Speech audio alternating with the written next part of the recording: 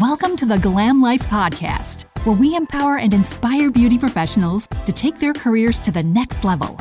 Your host, Victoria, is a certified business coach with over a decade of experience in the beauty industry, helping countless beauty professionals start and grow successful businesses. Now she's sharing her knowledge and expertise with you. Whether you're just starting out in the beauty industry or looking to take your business to new heights, this podcast is for you, covering topics like community, management, branding, and much more. So join us on this journey to build the beauty business of your dreams. Hey guys, welcome back to the Glam Life Podcast. I'm your host, Victoria Rocca, and just as every week, I have another really big baller in the permanent makeup community here with us. Everybody meet my friend, your friend, Danny Tran. Hey, Danny.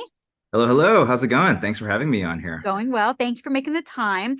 So you guys, if you don't know Danny yet, he is the man to know when it comes to conferences and all things marketing and visibility. Danny is an accomplished author, marketer, and entrepreneur. And I know a lot of things about him that he doesn't remember. So it's so funny. When Victoria asked me if I wanted to do a podcast with her, I'm like, yeah, 100%. And I'm like, well, what do you want to talk about? And then she brought up all of these bullet points from I call it my past life, because I feel like we go through all of these seasons. I'm like, how do you know about this? Half the people, or I was 90% of the people who know me from PMU don't even know about that side. So kudos to you for digging that deep. I thought I had removed everything from online. You gotta scrub the internet. You got to scrub it a little bit more. So you guys, Danny started off in Silicon Valley. That's where you are originally from, right? You grew up there? Correct. So from Bay Area, San Francisco, San Jose area, high-tech startup. So it was always going to be tech. It was always going to be tech for Danny, I think. And you started off in tech and hated it, right? So I didn't necessarily hate it. It's just I didn't envision that being more of a long-term thing, just because when I was in high-tech startups, it was financial technology and banking and financing. So it was really boring, right? So the thing that I got out of Silicon Valley, however, was understanding marketing. So that's when I really fell in love with marketing, just understanding what makes people buy and how to make them buy it. And so I thought that was just such a fascinating skill set to have, and being able to make people buy anything at any time, anywhere. And so that was one of the biggest things that I've learned in Silicon Valley. It's like being a magician. You can make someone buy anything, anywhere, anytime. But I'm directly quoting you. I hated working my 9 to 5 every day. You actually said that being let go from that job was one of the best things that ever happened to you. So he wasn't fired for misconduct or something. The company folded. A lot of startups do. They're just hey, we're out of money. We're going out of business, whatever. You know all about that because Danny is like I said, a serial entrepreneur. You've had many companies, many of which just were not right for one reason or another. And then you hit the money with HighStoke, right? Was that your first? No, you had another big company before HighStoke. Yeah. So the timeline for that is you did your research, Victoria. This is crazy. Sorry. If you're listening to this podcast right now, I haven't been asked these questions in years. So, okay, I'm geeking out again. So I'm old Danny's coming back, right? So the story is I worked in high-tech startups for a little bit in financial technology. And during that tech startup boom, there was just investment money flying everywhere. And so I had a couple of companies, with their marketing and business development. And at the last company I was at, the investors pulled out right before the next round of funding. And so at that time, I remember this meeting was crazy. The CEO calls all 12 of us into a room, and he was like, guys, we have no more money. The company's going bankrupt. Everyone is let go effectively now. How did you feel? How did you feel? How did I feel? First thought. Hey, what's up? Okay, ads are annoying, so I'm going to make this really quick. Did you know that the Glam Life Podcast now has its own Instagram page at the Glam Life Podcast? Go check it out. Give us a follow. First, I was holy shit! What just happened? No one expected it because we were getting rounds of funding, and so we thought the company was gonna stay afloat. If anybody remembers, it was a digital credit card. It was called Swipe, where you can consolidate multiple cards into one physical card. So it was a really cool product, and so we thought the company was going to obviously last and be around for a while. It was super innovative, but I think with a lot of the things that happened in the financial industry, the investors just didn't believe in the company anymore. They pulled out, and essentially everybody was fired right then and there.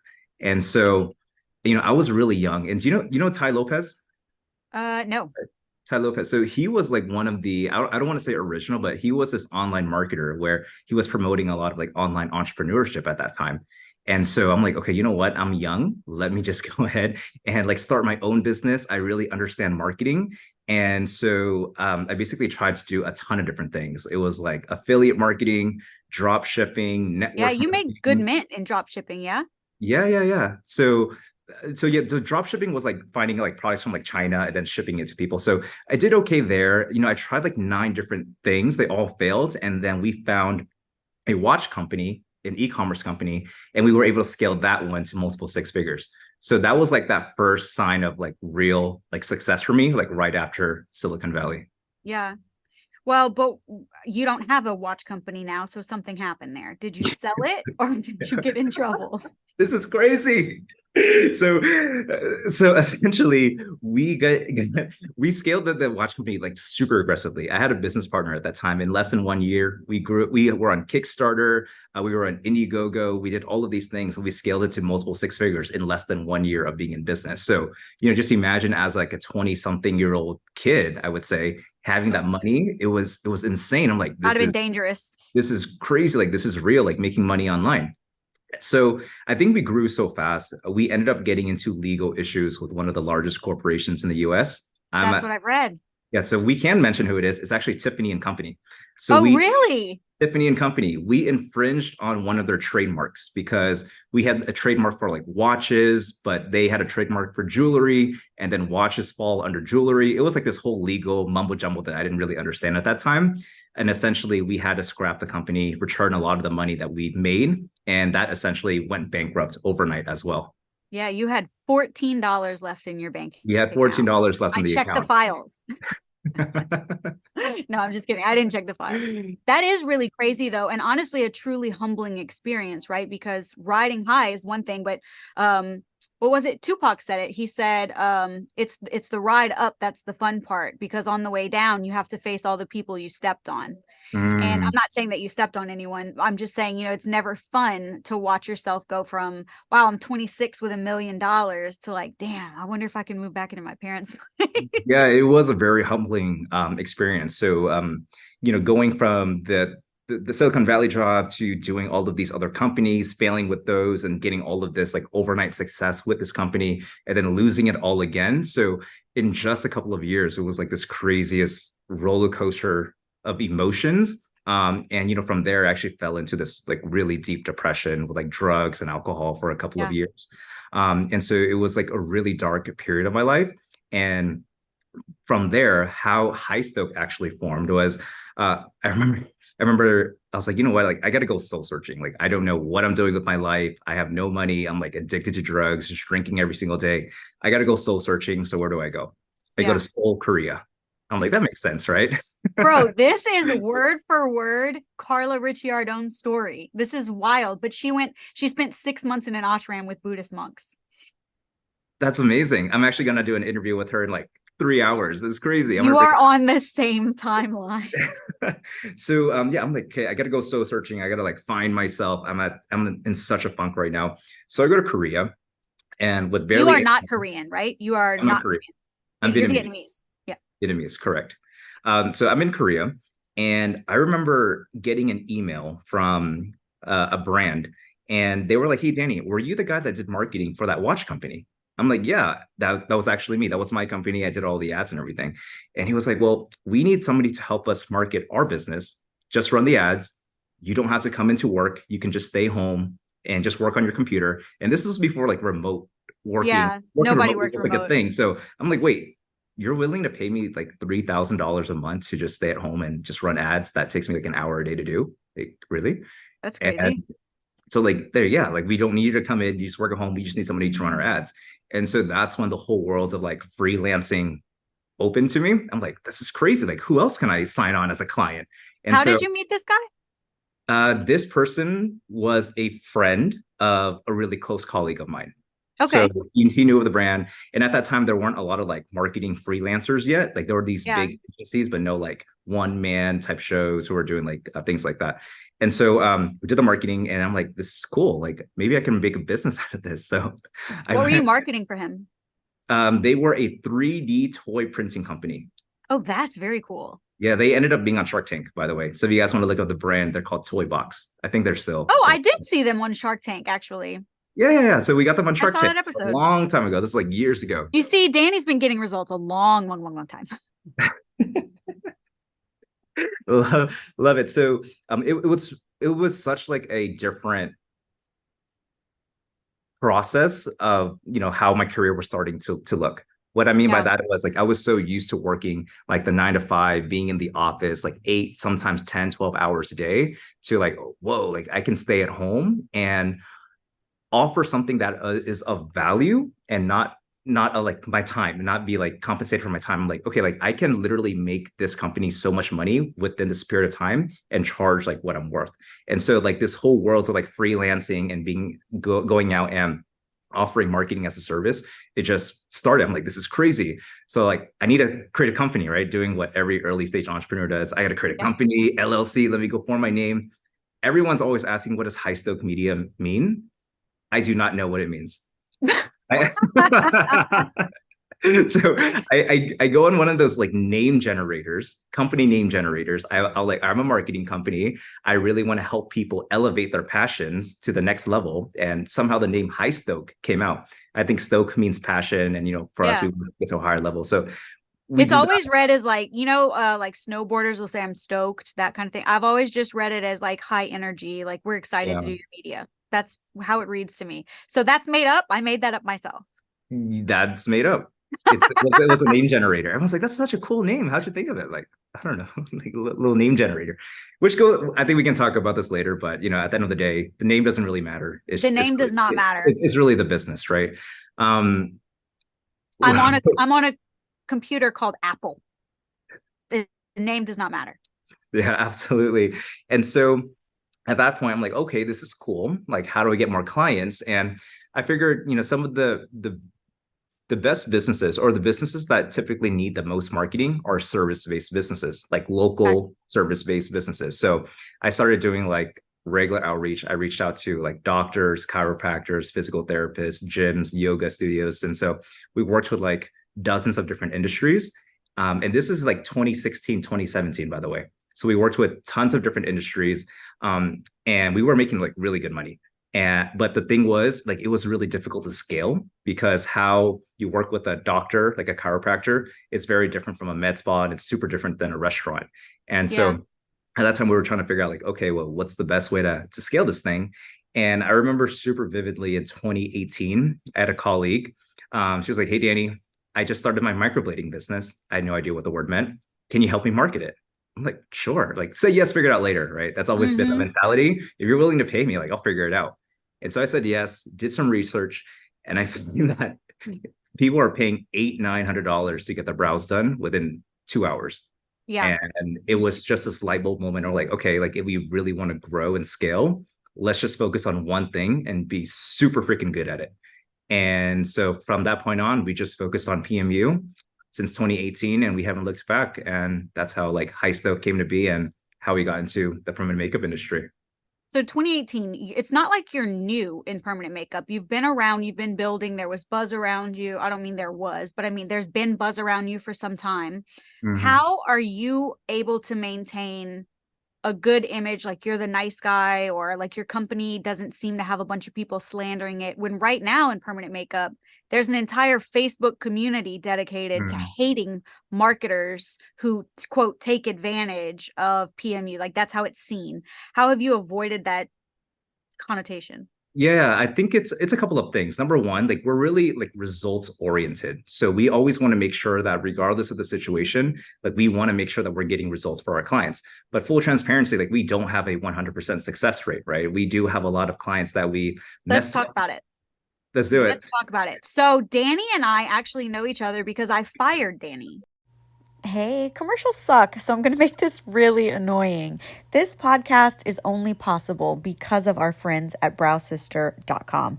Head over to browsister.com and check out our amazing selections of the best anesthetics on the market, all of the best and most reputable pigments, needles, and anything else you could possibly want. We've got everyone from Taryn to Shay Danielle, and now we even have lash supplies. See you there, browsister.com. Use code GLAMLIFE for 20% off your next order. I hired Danny and he got me 0 results, not a single client, not one. And they continually used incorrect branding and verbiage across page after page after page. People would send me screenshots of things that they saw as ads. And I was like, what the fuck is this? You're ruining the brand. I felt like I was so patient too. Like we had multiple meetings where I was like, you guys, team, this is not the vibe. You've got to change. You can't say semi-permanent in Louisiana. I will get sued. You got to stop. Yeah. On and on it went. And finally I said, listen, you have paid people to work on this, and I understand that, and we can't get the ad dollars back either. Just pay me whatever's left. And instead, Danny, who I'd never spoken with, the founder of the company, called me and said, I've already wired you every dollar you gave us, and I want to thank you because this was a learning experience for us. Because he wasn't trying to get us brow clients. I think we were the first or one of the first companies he was trying to get students for. It was just a little bit different of a ball 2019, right? Like really early on. Okay. Yeah, I just had Henry, my second child, so it was spring of 2019. And you gave me dollar for dollar, every single dollar back. I think it was like 7:00 at night. So after hours for you too, that you called me and told me this.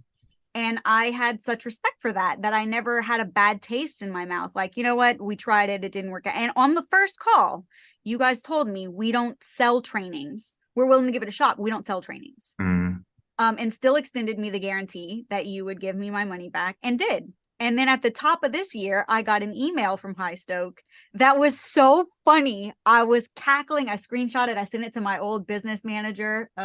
She lives in Florida now, but she was with me when we had HighStoke. And I was like, you'll never guess who just emailed me. HighStoke just emailed me. Hey, we fucked up in the past, but we've worked on ourselves. I felt like the HighStoke apology tour was genuine. It didn't feel like a marketing ploy. It felt genuine, very hat in hand. And also, like, it's been some time.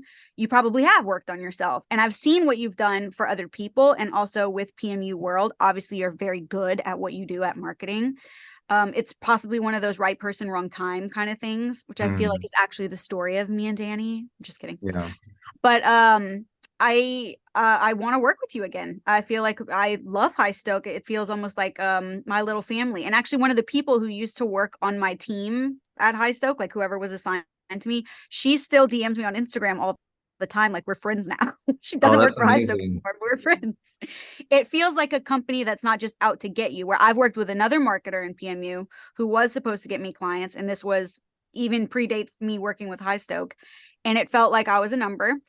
And I could see the same ads being run for other people in my town, same words and everything, like same ad copy, didn't get any results. And then I was told it was my fault.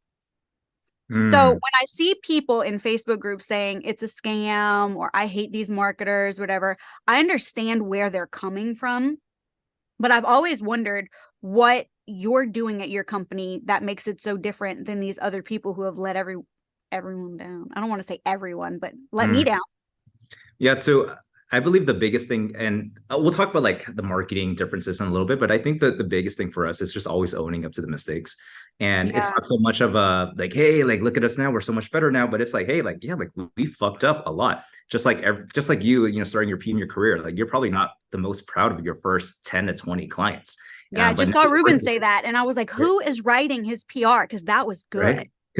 And it's so true. I got to take a look at that. I haven't seen it yet. Yeah, so he wrote this when in that scammers group, people were like, oh, in these 40-person master classes, such a waste of your thousands and thousands of dollars, blah, blah, blah. And so many people had mentioned his name and tagged him that he actually entered the group and commented on the post. And that's how he started out. He was like, just like you, when you started your PMU career, I'm sure there are brows you're not proud of. These were my first classes you're talking about. And I haven't trained in person in 2 years because I'm trying to retool them and figure out how to do it in a way that gives value. So I apologize for anyone who I've let down. And please know that I'm not ready to train yet and I'm working on it. And I thought I don't think that Ruben was really in that group. I think that was absolutely a PR response, but it was PR 101 that was perfect. And you had already done it with that email. And I thought that was great too. You're exactly right. You're exactly right. There is one set of brows that haunts me. I wish I could find this lady. She's in Mexico now. I wish I could find this lady and remove them for free and give her beautiful eyebrows. But I did something that I now know cannot possibly look good right now. I know that.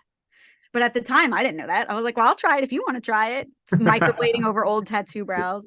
Yeah, it's like, at the beginning, like you don't know what you don't know. And at that time, really early not super early, but we were trying so many different things that we weren't necessarily like confident in, or we've had vast experience in. So it's the ownership and taking accountability and just, again, like owning up to a lot of that. And, it makes me really proud and happy to see, like, not just you, but we've had a lot of clients that we have fucked up really badly before in the past, coming back to us now because they've seen the growth and the things that we've been able to learn. And now working with us again and getting so much better results. And so I don't know, like, again, like what other companies that you're referring to in terms of like what makes us different, but I would say the biggest thing for us is always learning from our mistakes and never blaming the client for anything, always taking full ownership and looking at every experience as like, what did we learn from this? Even if it's quote unquote the client's fault, like what did we learn from this and how do we prevent this from happening ever again?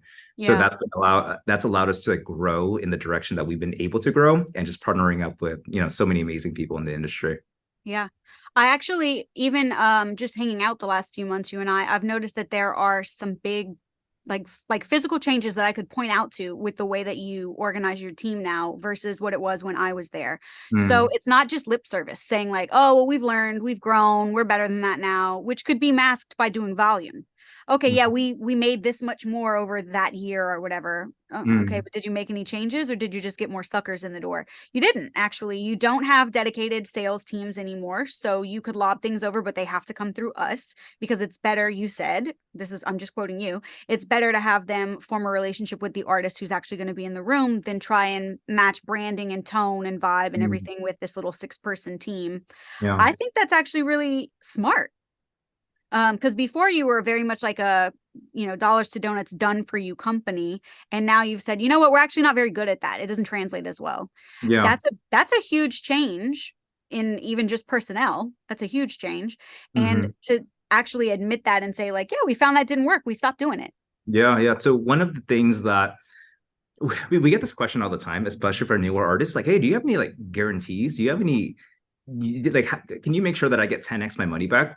And for everyone that's listening to this, like we were one of the first companies that did offer these crazy claims and guarantees where it's like, pay us $25K and we'll guarantee you $100,000 out of it. Like some crazy stuff like that. And what we realize is that claims and guarantees attract the wrong type of people.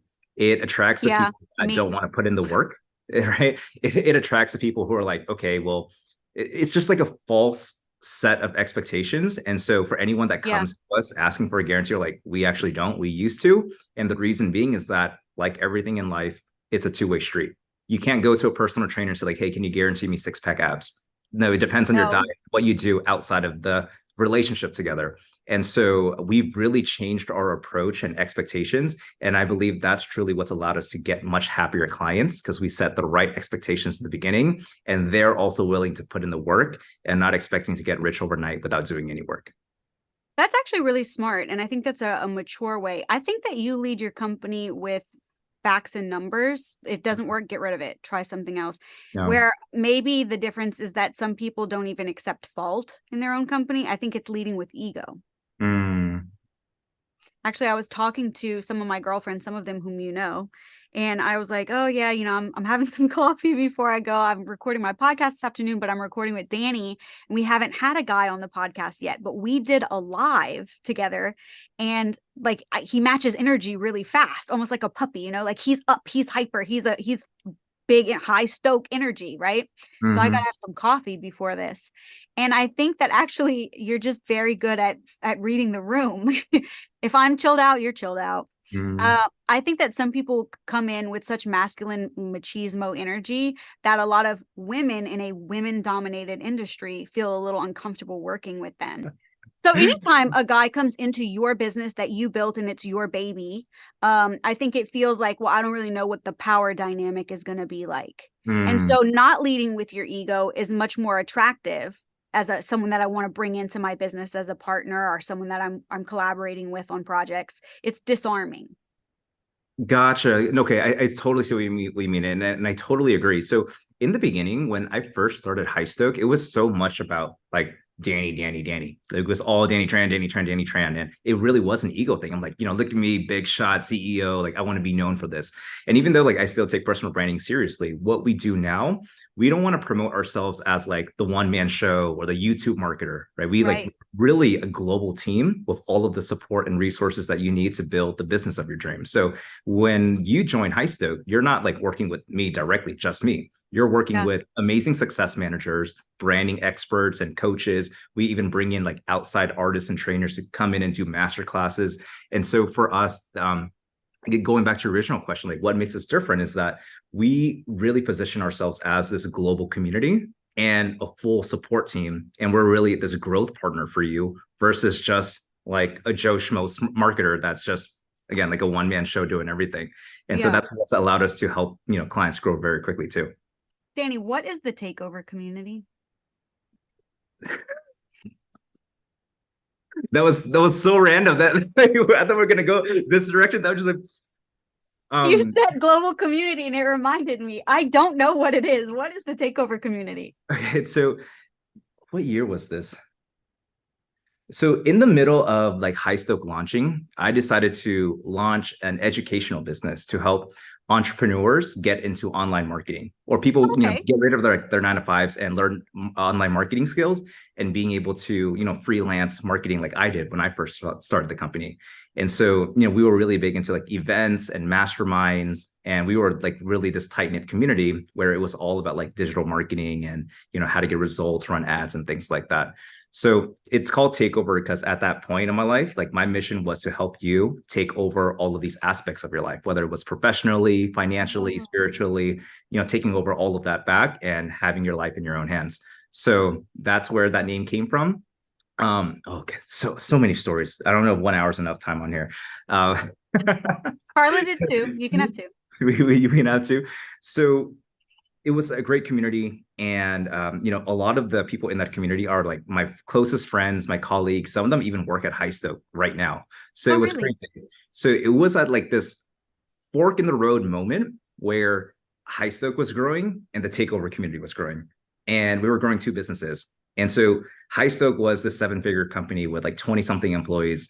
Takeover was this 7-figure company with like hundreds of clients that we were working with. And I remember I had a friend, Philip, we were watching this German dude. And I was like, Philip, like I'm getting stretched so thin right now. I'm running 2 companies right now, and it's just driving me insane. Like, what do you think I should do? I'm going to butcher this German accent, but he was like, you can't chase 2 rabbits, right? he just sounds straight like, you can't chase 2 rabbits. And I'm like, man, you're right. Like, I can't, I'm doing myself and all of our clients and teams such a disservice by being stretched thin like that. Yeah. And so I made the decision to scrap the takeover business. And just put all of my focus into HighStoke, which is what I'm working on like 100% right now. That's so interesting. It reminds me of that talk Elon Musk did, where he said there came a point when he had to choose between SpaceX and Tesla. And essentially they were telling him like there wasn't enough time or funding to have both. And he said, how do you choose between your 2 children? That's exactly what you just reminded me of, because what a tough situation to be in. My grandpa used to have a saying like your German friend, but his was less eloquent because he is a Lebanese Cajun man. So less eloquent. He would say, you can't ride 2 horses with 1 ass. That's true. Somebody's got to stay in the barn. I love that. I'm gonna start saying that one too. But the takeover community, again, we were such a close-knit mastermind. And we did a lot of these like events and things like that together. And, it's a great community. A lot of us are still connected to this day. And it's probably something like I'll revisit, sometime in the future. Do they help you with PMU World since there are already all these people involved in events already? Some of them. Yeah. So if you guys. How does PMU World start? Okay. We're going to the PMU World side of things. I love this. We're just jumping everywhere. So sorry, I have ADHD. So do I. So PMU World. Okay, let me rewind a little bit.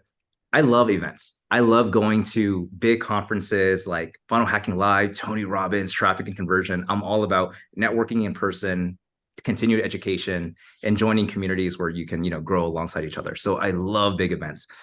We've also been part of our fair share of like PMU related events. So events are great, but I felt like there was this gap where there was no one who did like this super big immersive type experience specifically for the PMU industry. Like what I've seen with other events that I've been to, like a crazy immersive type experience.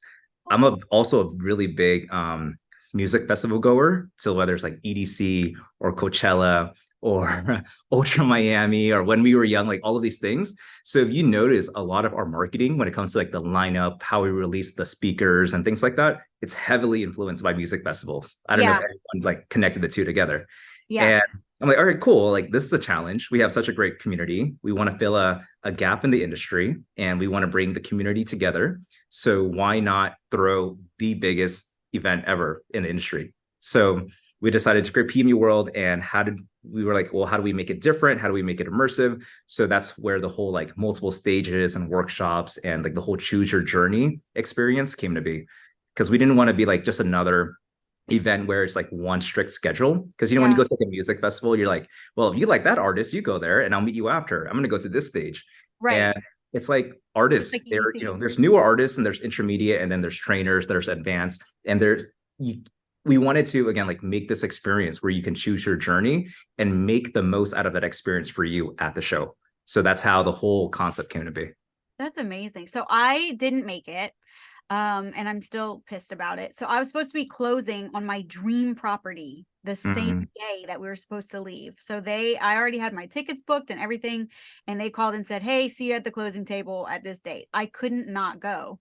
And then it got pushed. I was so pissed. But one of my girlfriends who was going with me, she still went and she was giving me kind of the play-by-play. And I was like, well, how is it? Like, are there really 600 people there? And she was like, I would be surprised if there wasn't 700, 800 people here. There's a lot of people here. She said, and it doesn't feel overpacked because you could be in a couple of different places at any given time. Like, I thought that was really interactive and really cool. And she said, amazing. And then I had another girlfriend who said, I felt like I didn't really know where I was supposed to be or what I was doing. I felt a little overwhelmed. So everyone who goes to Electric Daisy Carnival feels the same way. Either they had an amazing time or they were like, I don't know where I'm supposed to be right now. So you did your job, but it seems like it's the play. Everybody wants to be there. I do. I want to go to PMU World. We're going to make something happen in 2024, as you know. I think it's also because it's like for a lot of people, it's the first time having that sort of experience, having multiple stages. So it was like, they didn't know what to expect. And again, like we're always learning and we take full responsibility for that. It's like, why didn't we explain the structure a little bit better? And so we're always taking this feedback. So this upcoming year, I think people are going to be a lot more used to the overall format, because we even had some comments like, well, if I'm watching this stage, is it rude and disrespectful if I go to the other stage? Like even just that's a good question. Right. And so, knowing that, when we do the marketing this year, it's like, hey, like, don't feel like you're being disrespectful or rude at all. Like, this is where you're choosing your own journey. So feel free to attend half of one. And if the next one is starting, go to the next stage so you can experience that one too. And so I think it's a lot of just educating people ahead of time, which is what we'll fully do this year, upcoming year. Well, you don't know until you've tried it, So now that this format exists, there are other people who have already attended the conference who can say, oh yeah, we'll just pop into this room. And you kind of do what you see other people doing. It's one of those things where like, if no one leaves the room, you don't know if you can. Sure, you can float, you can go in between, you can whatever. Now I think people will be a little bit more relaxed with it and they'll kind of, everybody follows by example. Oh, she's leaving, we can go too. Yeah, it was so what we did last year was we had one stage specifically for the procedures, and then we had one stage specifically for like advanced business tactics. And so it was a really good split, because let's say if you don't offer SMP or plan to offer SMP, like why would you want to attend an SMP segment where you can watch Carla, who talked about how to scale to multiple locations, right? You looked like a rock star. Yeah, everyone did. We had a great that red suit jacket. She looked so good. We had a great content team. We got a double the amount of photo guys we have on site this year. I want to do that 360 photo booth thing again. Like we had, you helped put on Wool Up, right? Yeah, we helped them with the marketing. So, with the ticket sales and everything. And so, Wool Up, they've been a great organization to partner with. We always love to support them. Lena, Lydia, they're amazing people. And yeah, this past one in Miami, despite all of the craziness that happened with like fire alarms and that was crazy. It was still a fun show seeing everyone. Bro, the health department was driving me nuts because it was inconsistent. So I was like, how are contestants supposed to know yes or no? Yes right now, but no later. It was driving me nuts. Yeah. So that was my first experience with Wulop.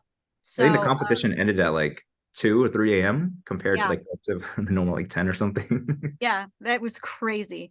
And Tina's daughter was there first thing in the morning when I show up, she walks over to my table and she was like, hey, you went to bed early last night? I was like, isn't she like 7 years old? Yeah. I said, I went to bed at the appropriate time, I think. Brooke is awesome. She's so funny. Dude, she was giving me marketing tips. I thought that was so fun. She really knows what she's talking about. You can tell she has been in the room during important conversations, business conversations. That's the way to raise an entrepreneur. She knows what she's talking about. Yeah. So shout out to Tina Davies. I mean, Brooke was giving. So for everyone listening, Brooke is Tina's daughter, sweet daughter. And she's like, Danny, like, you should do this. This is how you attract people to your booth. Like, this is the lead magnet. I'm like, what are you talking about? She knows what she's talking about. Danny also had Brooke run behind him on stage with a money gun, throwing money in the air while he was on stage at Wulop, which looks and feels a little silly in the moment, but the pictures and videos probably look baller because Brooke took my phone and my little Pivo that tracks you, and she videoed herself blowing the money gun at it as she ran past in slow-mo. Yeah. That kid understands marketing. Okay? He looks like a badass. I was like, oh, Tina, I'm going to airdrop you this because this is for graduation. This is for her wedding reception. Like, this looks cool. No, Brooke is amazing. I love Brooke. I'll FaceTime her every now and then. I'm like, what's up, Brooke? What are you doing? You FaceTime her? Yeah. That's funny.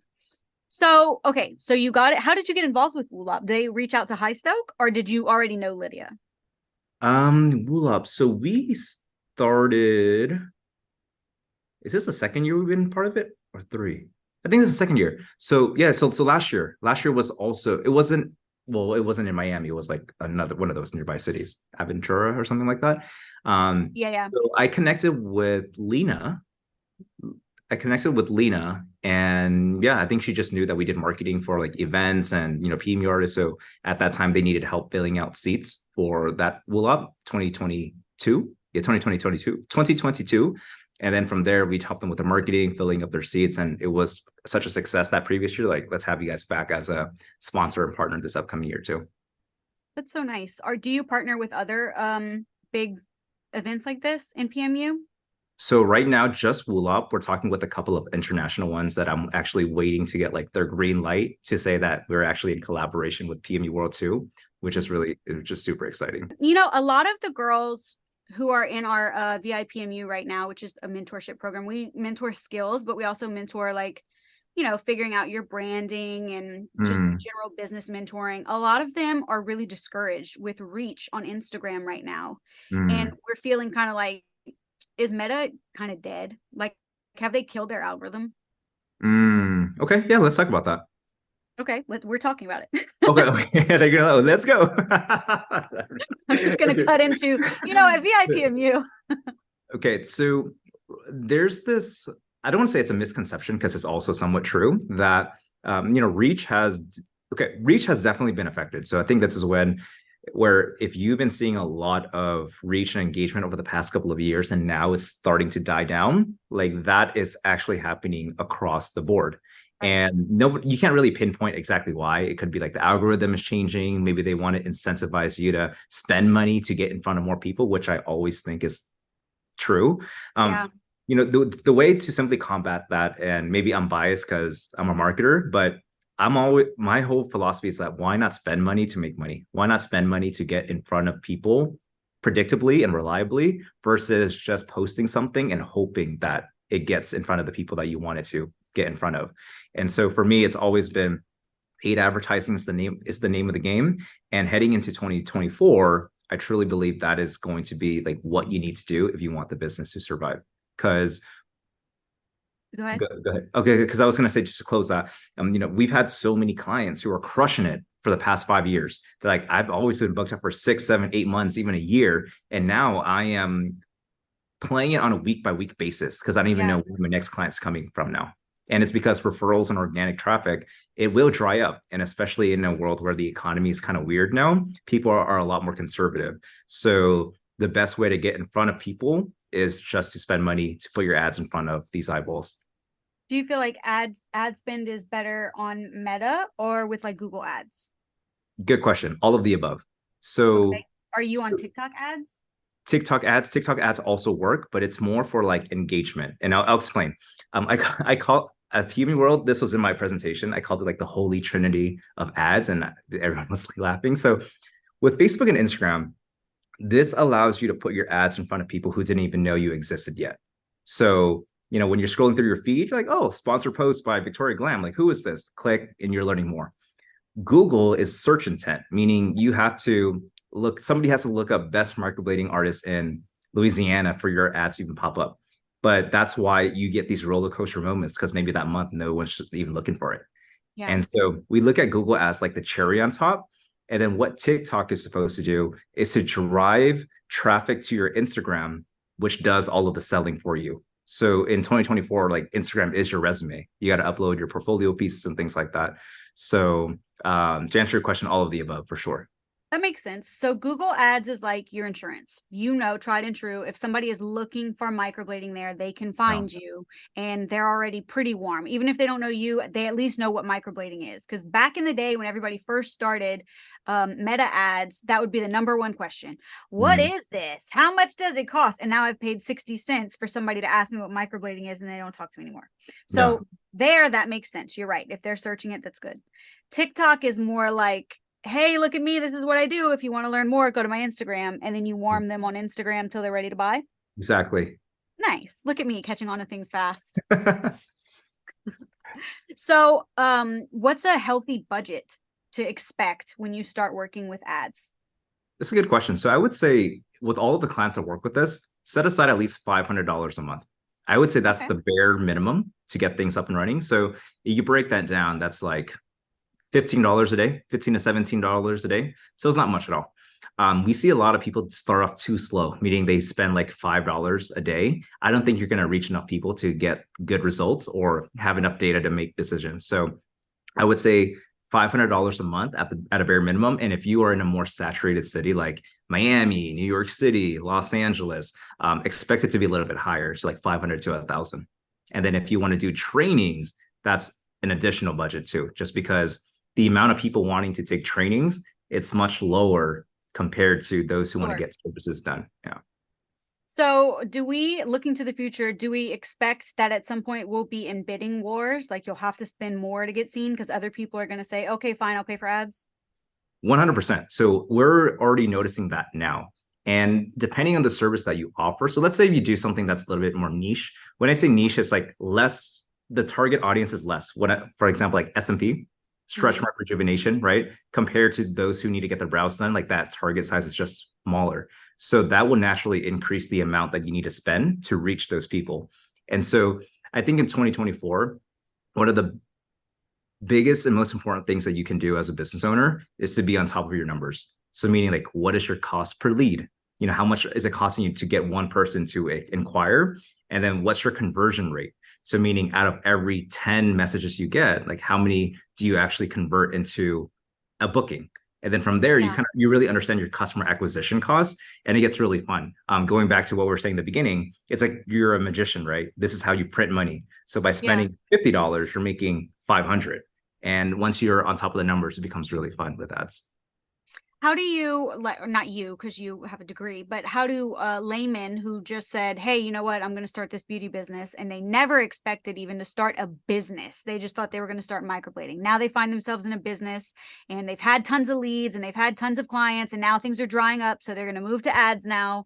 How does that person figure out their cost per lead? Okay, so first off, like anyone, like obviously you can hire a company like HighStoke, number one, right? Or you can go to YouTube and search up how to run Facebook and Instagram ads. I think it's in 2024, like you can be so resourceful. There's so much free content out there. You just have to like sift through like what's actually going to be good. So when you're running an ad, I don't know if anyone can like visualize this, but when you run an ad, you're targeting like your local area, and then you'll know exactly how much it costs for you to acquire that lead. So it'll literally just show you like, okay, if your budget was $20 today, and let's just say for simple math, you got 4 leads, that means your cost per lead is $5. Right. So you're just telling people like log in and look at the numbers, basically. Just look at the numbers. Yeah. So I mean, HighStoke doesn't like keep a spreadsheet or something like that. You don't need a spreadsheet, especially with ads. It's like it's so crazy. People are maybe overcomplicating this. People are overcomplicating it. And it's like, if you are a business owner and you've been in business for the past 4 to 5 years, aren't you tracking how much money you're making? Like, how many bookings are you getting on a monthly basis? You would be surprised how few people are doing that. Now I know that. A couple of years, so it's funny because I've always been so numbers driven and going into this industry, and I'm like, how much monthly revenue are you making? Like, even to this day, like I just asked somebody on a call, like, what's your monthly revenue? It's like, I actually don't know. I'm like, well, how many clients did you get? I think 3 or 5. Well, is it 3 or is it 5?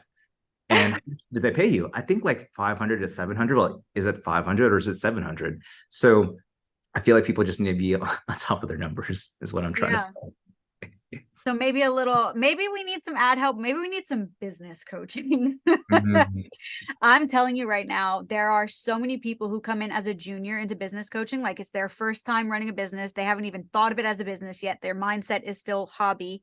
Yeah. And I ask them these simple questions like, well, are you an LLC or a sole proprietor? They're like, I don't know. What does that mean? I say, did you do a Schedule C? Or I don't know. What does that mean? Like, it seems elementary because we've done it so many times or for so long, but a lot of people really, we're meeting them where they are, and they're at the very, very beginning.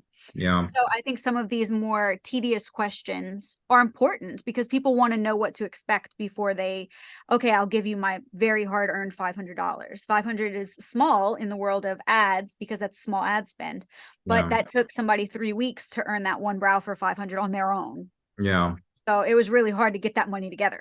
Absolutely. I think a mindset to also have is that I think a lot of people get into the industry just wanting to be an artist, but the reality is that you're now an entrepreneur and business owner. That means you have to know sales, you have to know systems, you have to know your numbers. And every time we say this, we hear like in the crowd, right? Every time we get like, it's like, no, like I just want to be an artist. If that's the case, you can work under somebody commission based, and you don't have to worry about like the craziness of running an actual business. But if you're like looking to like get your own studio, have your own brand, become a trainer one day, like these are all of these business skills that you'll eventually have to acquire. Like, you don't want to build a house of cards. You have to have a solid foundation to be able to add on products or trainings or become a travel trainer or an international speaker or what. You have to have a solid foundation, or else everything falls out from under you. You're right. Yeah, I think it's like, again, and also like one more point to drive this home is that you got to understand, it's crazy. I'm on these calls and I'm like, well, what's your goal? Like, what's your monthly revenue goal? It's like, well, it'll be nice if I can have this or this, and it's still like not clear. So I feel like as a business owner, you should be clear as to what your monthly goal or yearly goal is. And that way it's so much easier to reverse engineer. I know that's just like a very logical answer, but it's just what you have to do. For example, let's just say you want to make 120K a year. Like, we're not going to talk about like overhead, inventory, or any of that, but just for simple math, if you want to make 120 grand a year, that means you need to make 10 grand a month. That means you need to make $2,500 per week. Let's say you work 5 days out of the week. That means you got to make $500 per day. If you charge $500 for a service, that means you got to get 1 client in per day. And when you think about it like that and you set your goals and even write it down, you're like, okay, well, did I hit my goal of 1 booking today? And if the answer is no, it's like what do you have to change as part of your day-to-day routine to make sure that you're, hitting that number instead of focusing on something that doesn't really matter, like business cards and tweaking your website or spending 5 hours on that reel. Let's just dispel that. Let's just dispel that right now. Nobody gives a fuck about your business card. We don't. I mean, when somebody hands you their card unprovoked, like someone just walks up to you and they're like, hi, nice to meet you. I do brows. Here's my card. What do you do with it? You either shove it in your purse and you forget about it. And then later when you're cleaning out your purse, you throw it away, or you set it down somewhere else so that you don't feel like a dick for throwing it away, but you don't keep it. Because the first thing you're going to do is look up their Instagram anyway. Yeah. That's such a waste of your money. And people will take so much, they'll procrastinate, and that allows them to procrastinate. They're like, no, I'm still getting I'm waiting on my cards. I'm still getting my branding right. None of that matters. You're just allowing yourself an out from doing the work. I had a lady hang up on me today because she refused to do the work, and I refused to coach her. You didn't take my advice and I gave it to you for free. And now you're asking me for free advice again that you're going to ignore again. So I was just like, yeah, you're right. It didn't work because you didn't do it. Yeah. And then we sat in the silence for a minute. And then she was like, well, I didn't like the way it made me feel. So I wasn't going to do that. And I was like, well, you would know because you didn't do it. Yeah. Yeah. Like I said, I think we need to have another podcast, another episode where we talk about like these hard truths, because I feel like we got to call out a lot of these things that are happening. I mean, we talked about this last time on our live, but one of the things that we coach all of our clients to do is like figure out like what you're doing on a daily basis or these big decisions, and then ask yourself, is this directly correlating with me making more money for my business? Right. So what I mean by that is, people are like, they're struggling. Okay, like I'm not getting any new clients, but instead of marketing and trying to get new clients, let me take another training because I think going from 5 to 6x certified will make me more money. Right. So I've seen your face. We just spoke about this, so I'm laughing. It's like there's no difference in being 5x certified and 7x certified. And nobody cares. No one cares. Your clients don't care. That's why the girl who fucking sucks at eyebrows gets more clients than you, because she's personable and she shows up on social media all the time and people feel like that's their friend. So they go to her. And did she ever take any training at all? I don't actually know. She said she did, but she won't say who she trained with. I don't believe it because the brows are terrible. I think she watched a couple YouTube videos and maybe found a microblade at some point, but she's making more money than you.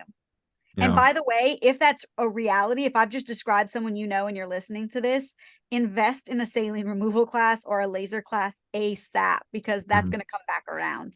But in the meantime, you saying I'm 6 times certified, nobody cares. You could say Tina Davies herself trained me, and your clients don't know who Tina is, so they don't care.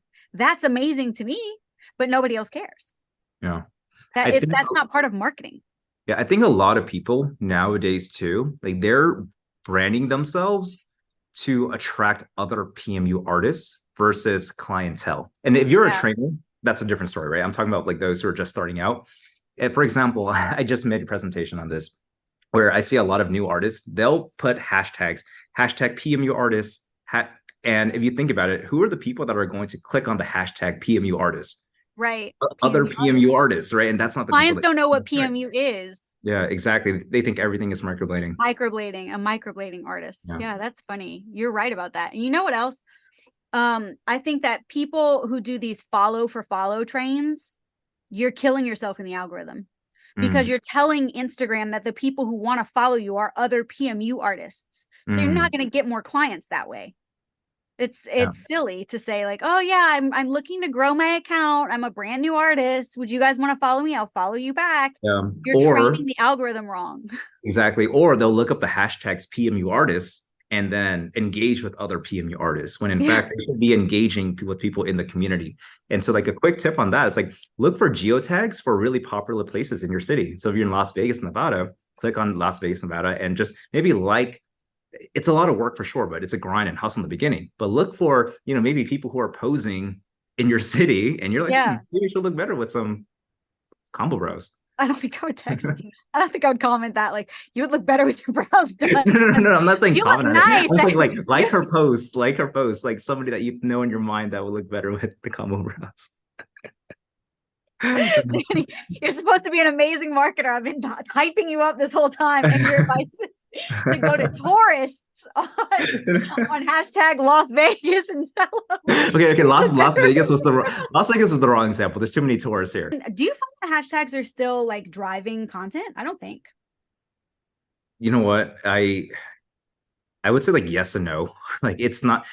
It is driving content because like sometimes people do like look at hashtags and then they'll engage and comment and things like that, but it hasn't been such a driving factor where we're like, oh my God, like you have to use this strategy. So for us, like we've always been the paid people, meaning like, spend money to make money, spend money to get in front of the right people. So the way that we always like to look at it too is like organic works like really well, but we like to look at it as again, like the cherry on top. So you're using paid traffic to get more people, more eyeballs into your page, but your organic content should give people a reason to actually stay.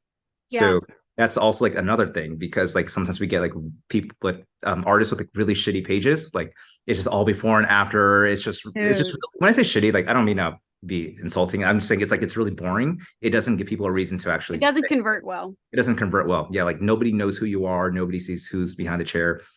Sometimes Dude, I tell you what, these are the biggest offenders. It's only before and afters, so it could be anybody who does microblading. It does not matter that it's you. Nobody knows who you are. It's only before and afters.